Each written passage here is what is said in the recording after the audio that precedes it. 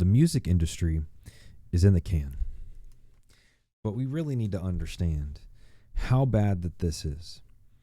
Remember that the whole reason why music took a certain turn in the 80s and 90s was because of propaganda, right? We have genres of music. We have so much content that was created and put in front of people's faces and became their pastime, became a part of how they identify with themselves and what they like and what they listen to, and how that has evolved some people as a person, or every person as a person who has indulged themselves in all of this propaganda alone. The music industry no longer needing to be a hand in influencing people at a cultural level, because they now have algorithms that they can artificialize anything on the moment, because the music is still now a base end byproduct. If they want to push something, then all they have to do now is have a different structure that is less about the music, because the music is just the background noise in a way. And by background noise, it's just a part of it. If there's no dance that goes along with it, if there's not all these other artificial aspects that end up getting put together for this to exist, then it doesn't exist. It's like, what would a label's biggest marketing strategy be right now? You could pump out a lot of individualized content, but user-generated content and that song getting used by other people in different settings or under a trend or whatever it might be is what's going to take it to the next level. And once something gets heard enough, that's when the consciousness effect happens. Consciousness effect is essentially that other people see that this song is used by other people. Those people must like it, so I guess I should use it. And then it pops up on trending and the song goes. But the song is less important than it ever was. Every song in general has less importance to the people as a whole. And you could find alternative structures to make money out of being a musician today. I know everyone has their own minute ways. I don't have my own way yet because I have not gone all in on trying to make just money out of only being a musician in every minor way that you can. And I'm talking I'm just trying to go for streams and some other things right now. But when the way of doing it has been stretched out of being an artist, it would be impossible for some earlier artists to be able to actually exist and function thoroughly in getting to the place that they got without the artificial way that the music industry worked at the top layer of it. And when every single layer of it is now diluted away from the music, and still, once again, the focus wouldn't be the artist. The focus is just the utilization of the music. So it's like, if you're not going to have a song that basically meets the standards of playlisting or getting placed in a movie or something of the sort, because that's kind of what it seems like. It's like, if your song has good for placement within today's way of getting a song out there, then that's how you're going to see a trajectory, or that's how you're going to see something happen.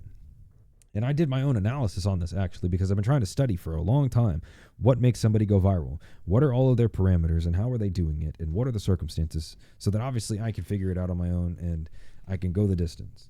But without having something that just all in all works for every single person, unless you have a financial budget or you have some other type of stuff, when Russ tells people to just do 2 songs a month, do 200 videos to the song, and just go crazy until something happens, is a less realistic measurement when we're looking at how things keep evolving and where does it go. Because things that people will do to make their music more valuable will be off center to how people function in a day-to-day.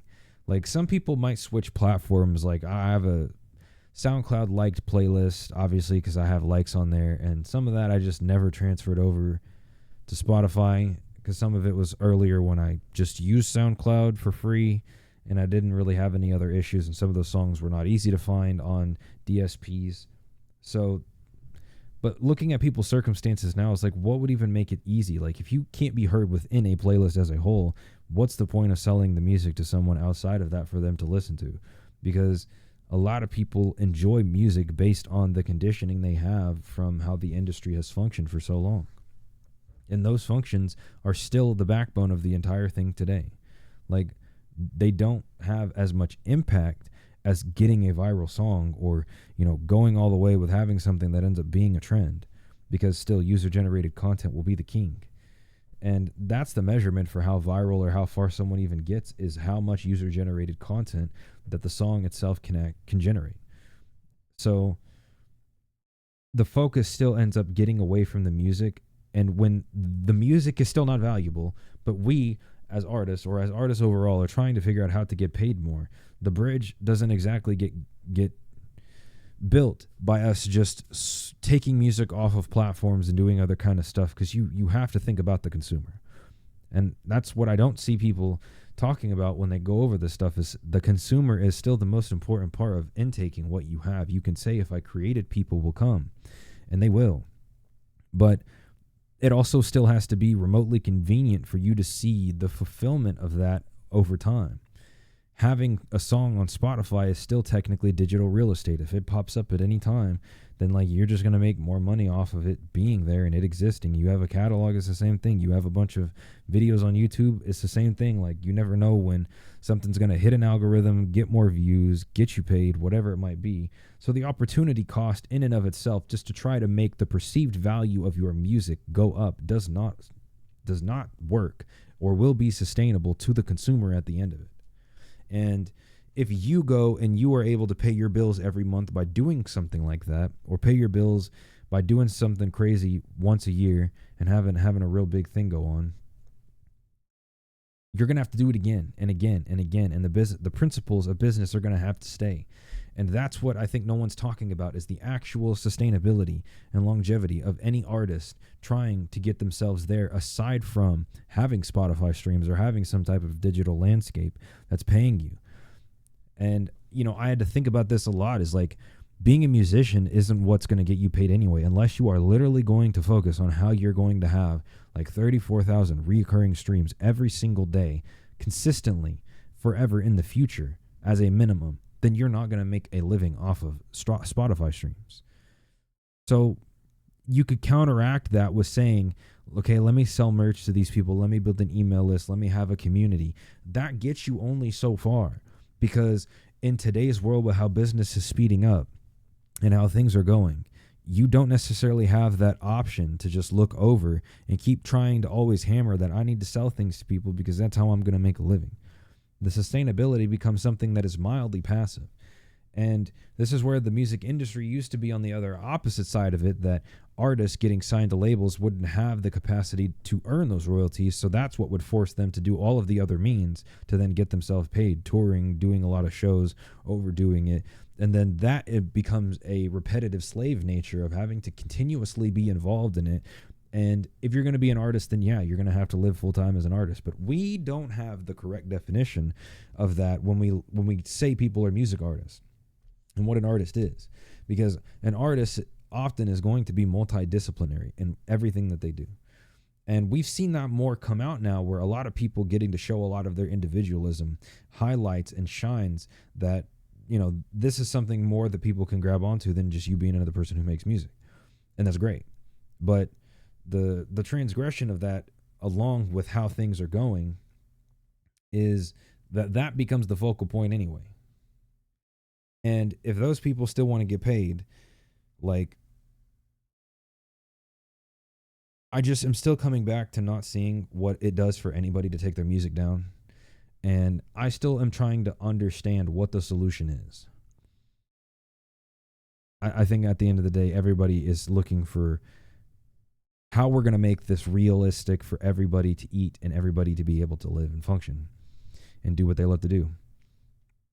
And my point is that many artists are different in their own right of being an artist. And the function of a specific way that people have to go about making money off what they have directly is not always going to serve them as an artist. It wouldn't serve me as an artist personally. I have to have that as a very optional thing, because I like to have my hand in a lot of stuff as an artist and as a creative person overall. So it builds upon me being able to express myself in other ways. But if you tell me that I only have these certain amount of circumstances and standards to be able to make a living doing music, then it's you leave a lot of people tossed up in the middle where they're willing to sacrifice what is necessary, but when the structure and the way things work is clearly broken, something's broken. And I think that's where we're at right now, is trying to see what's actually going to work instead of keeping things broken. Let me know what your thoughts are in the comments. Remember, we're live every day at 7 p.m. Central Standard Time on Twitch, so come check it out. And I will see you guys in the next one.